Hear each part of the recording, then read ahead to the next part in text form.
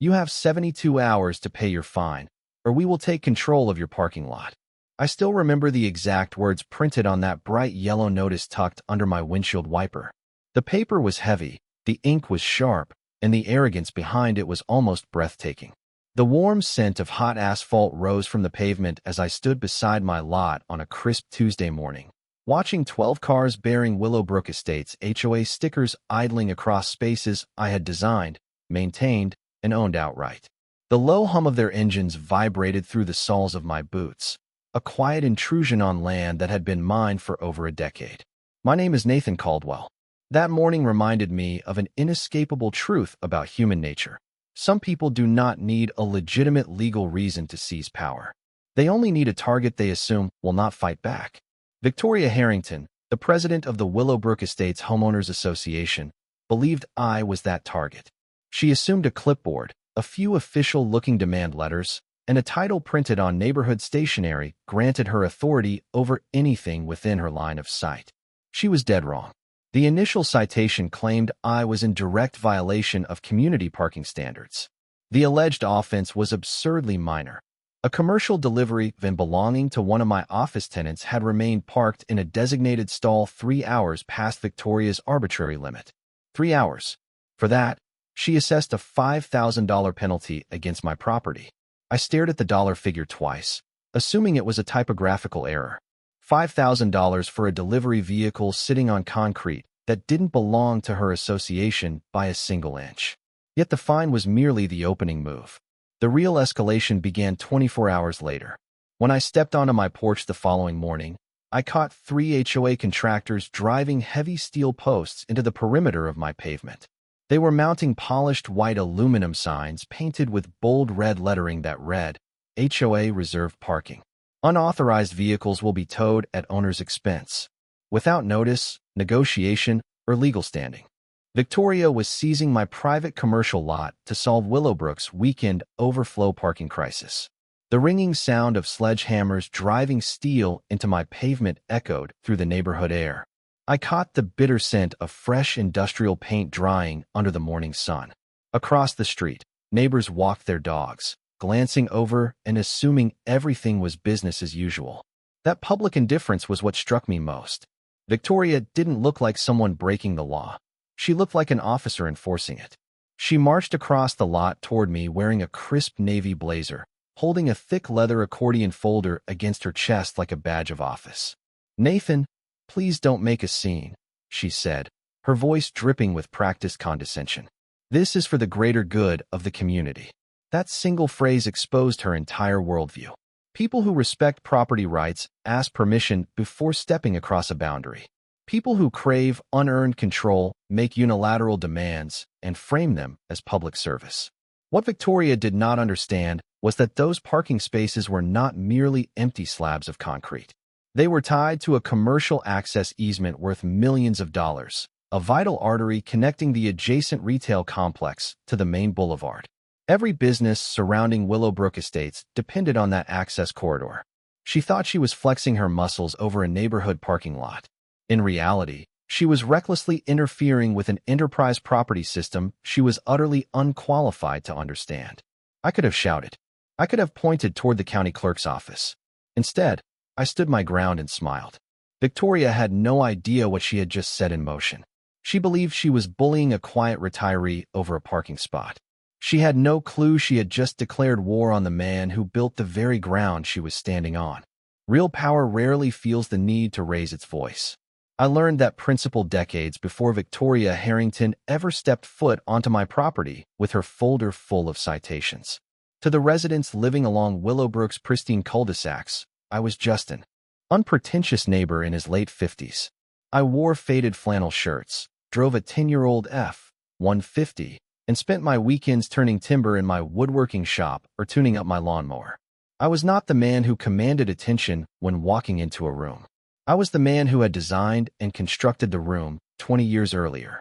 Before Willowbrook Estates was built with its manicured turf, uniform brick facades, and matching mailboxes, the entire corridor was unincorporated county land.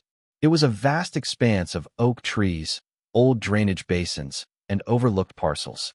I knew every boundary line because I had built my career from the ground up as a civil engineer.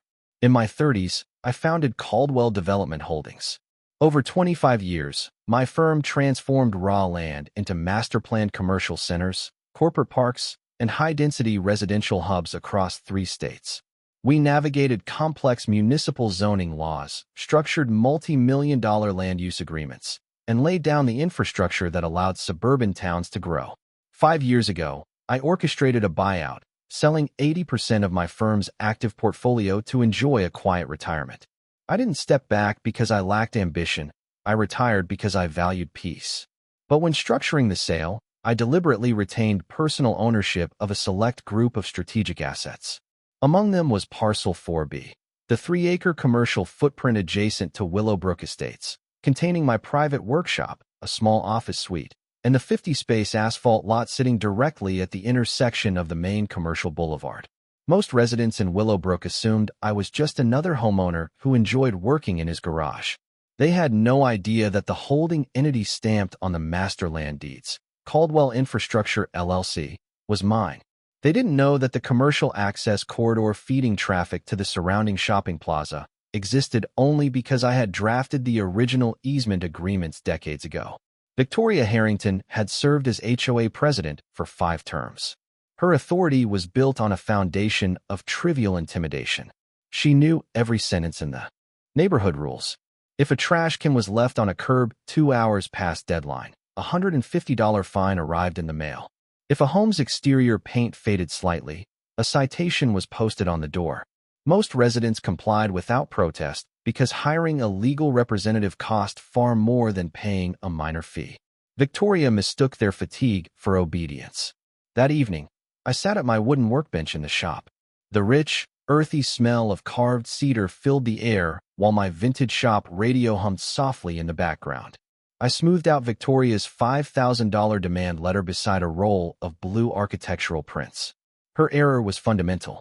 She assumed that because my lot was physically adjacent to Willowbrook Estates, it fell under her HOA's jurisdiction. She assumed the quiet man in the pickup truck was just another suburban resident who would crumble under the threat of a lien.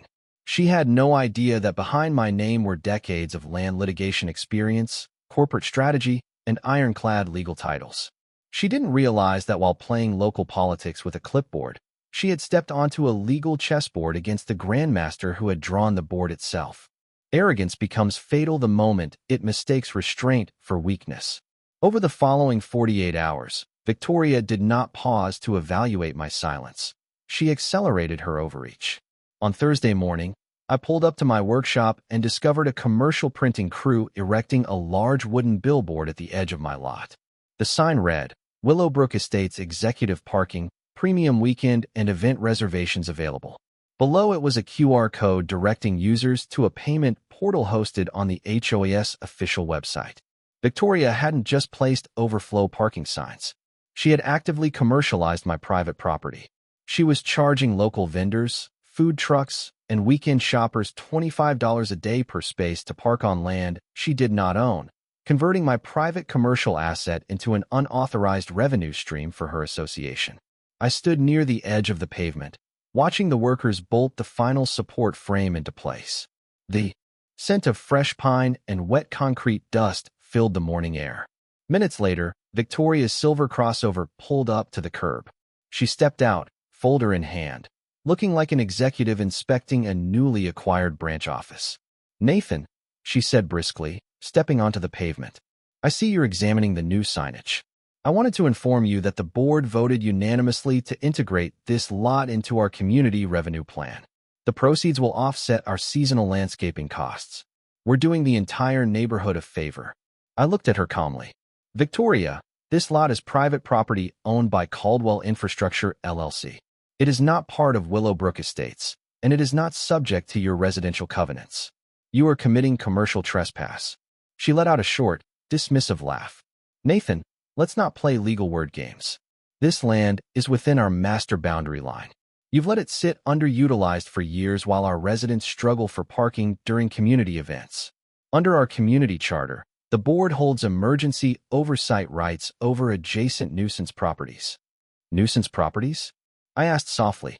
unmanaged spaces that impede community function, she declared, tapping her clipboard. We are simply asserting regulatory authority.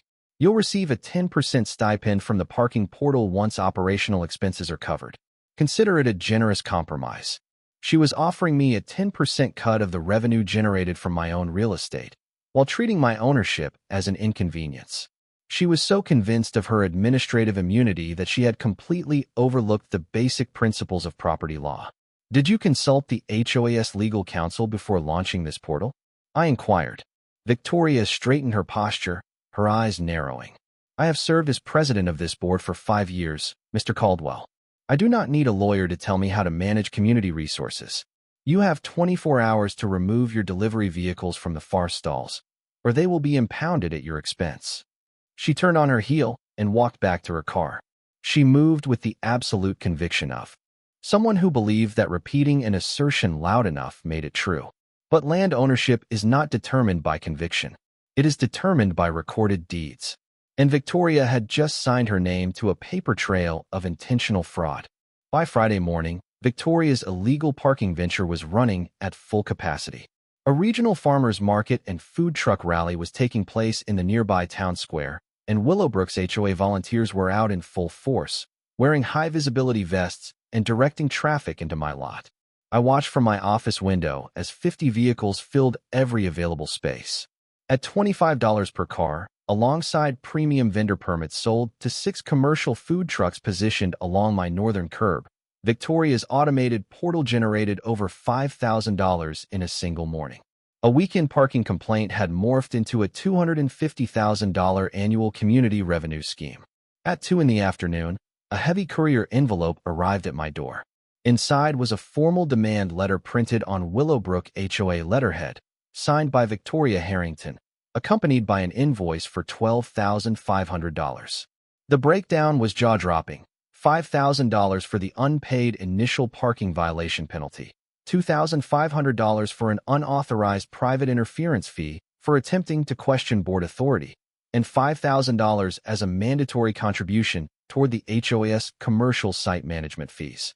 The letter concluded with a direct threat. If the $12,500 balance was not settled within 48 hours, the HOA would file a statutory property lien against Parcel 4B and initiate foreclosure proceedings to force a sale of the lot.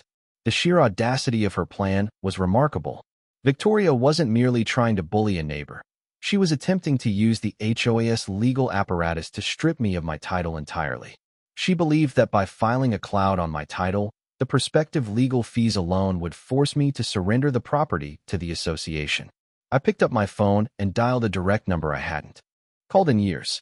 Marcus Vance had been the lead corporate real estate attorney for Caldwell Development Holdings for nearly 2 decades, a sharp legal strategist specializing in high-stakes land use litigation. Nathan, Marcus answered on the second ring. I thought you were busy carving furniture in retirement.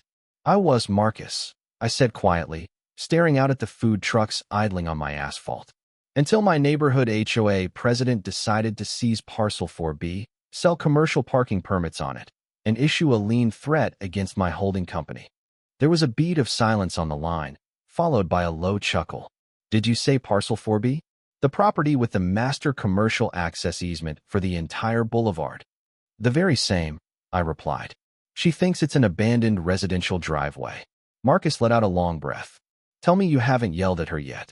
I smiled, gave her written warnings, and let her record every transaction on her digital portal. I said, God bless amateur administrators. Marcus laughed. Send me the portal records, the signage photos, and the demand letters. I'll pull the master filings from the county vault tonight.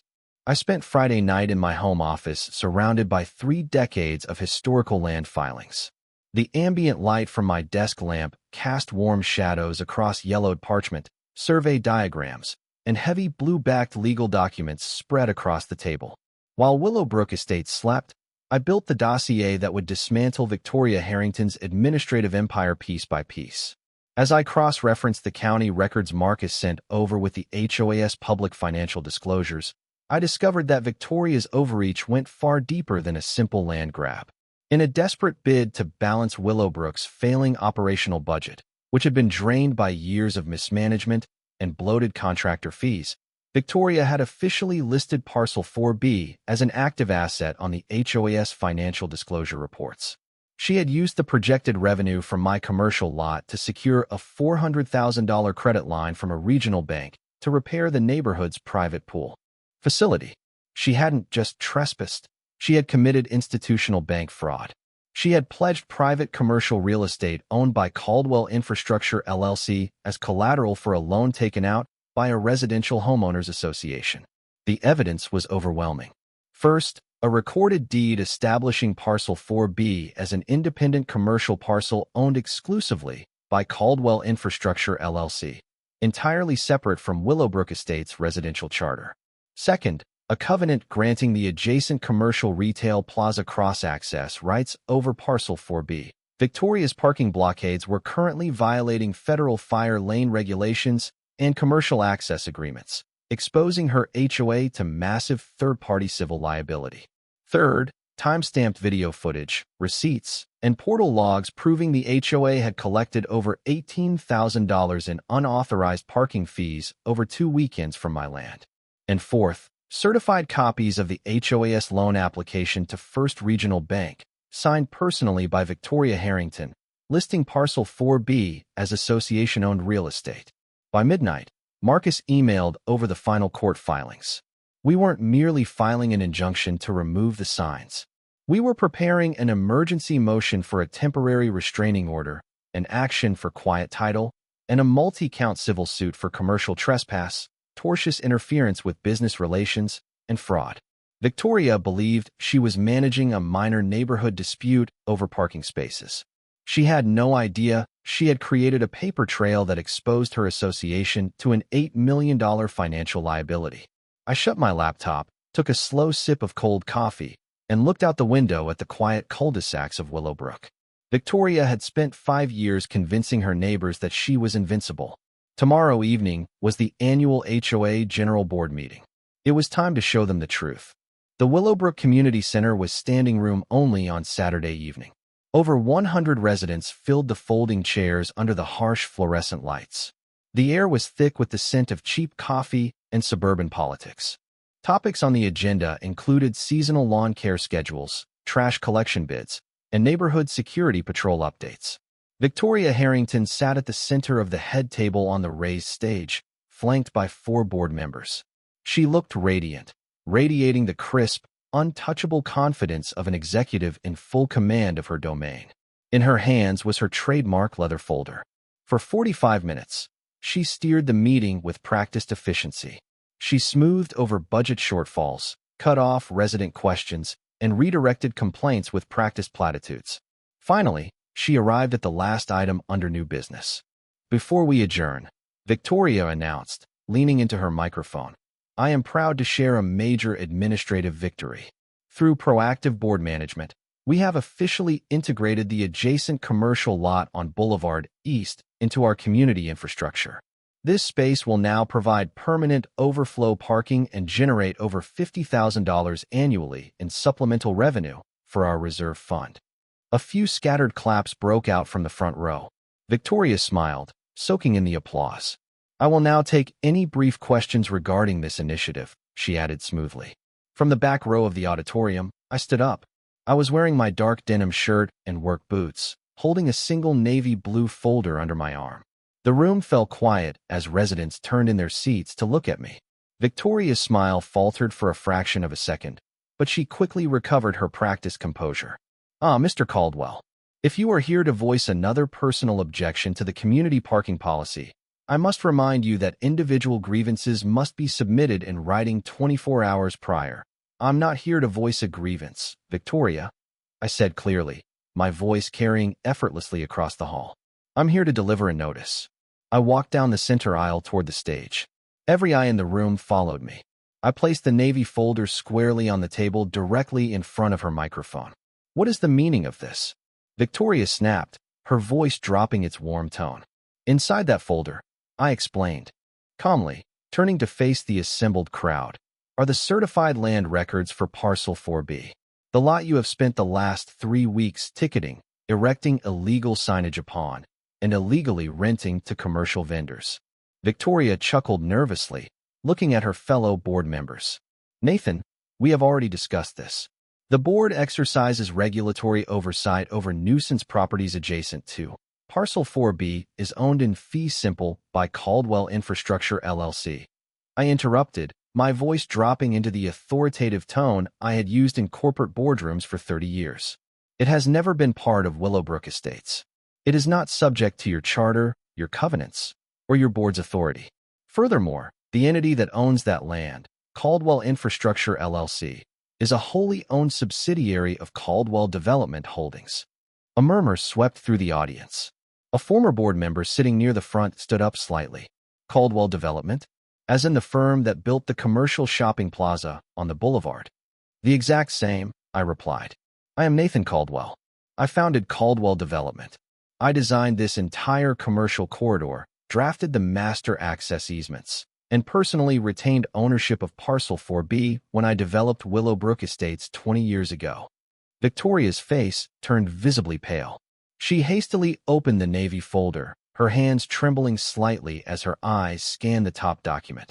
An official emergency temporary restraining order issued 3 hours earlier by the County Circuit Court, naming her personally alongside the Willowbrook HOA as primary defendants in a multi-million-dollar lawsuit.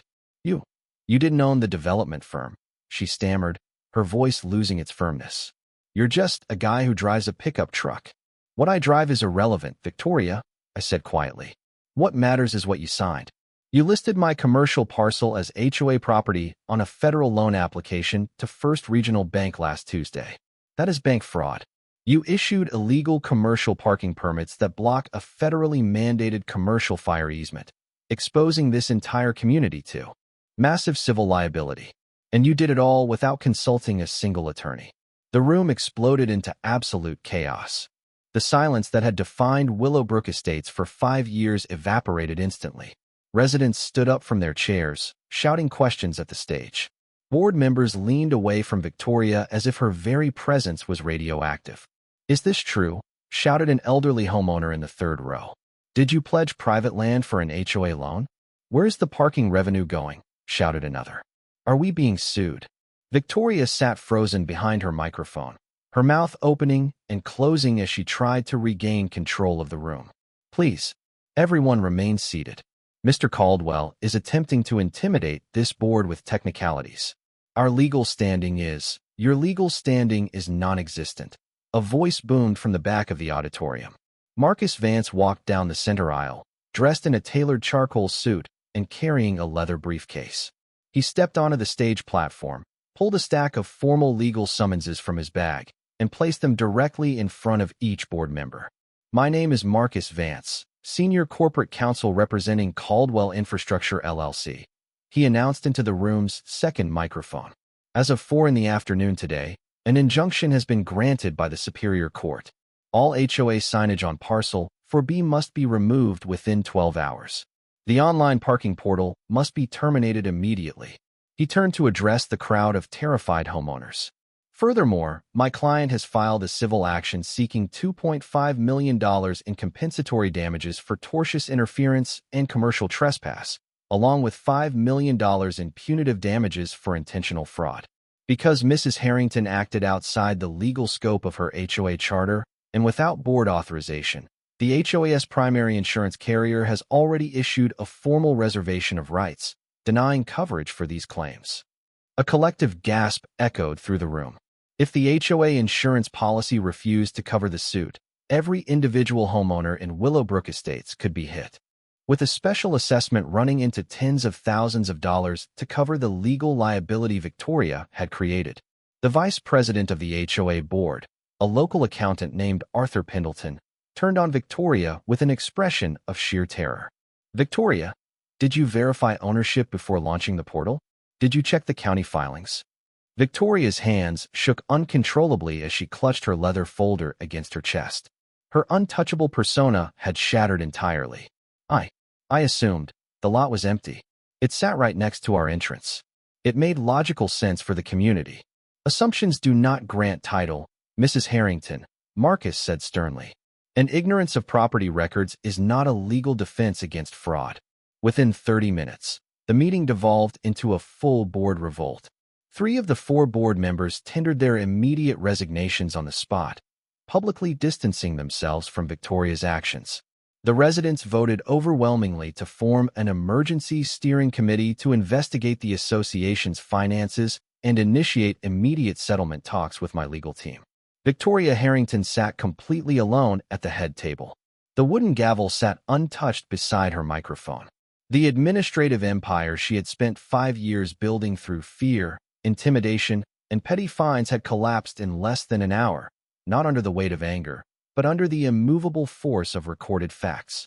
By Monday morning, the transformation of Parcel 4B was swift and complete. At 7 in the morning, a private commercial crew hired by the HOA's Emergency Steering Committee arrived on my lot. I stood on my workshop porch with a mug of black coffee, watching them unbolt the white and red parking signs, cut down the wooden billboard, and patch the drill holes in my pavement. The automated parking portal was taken offline.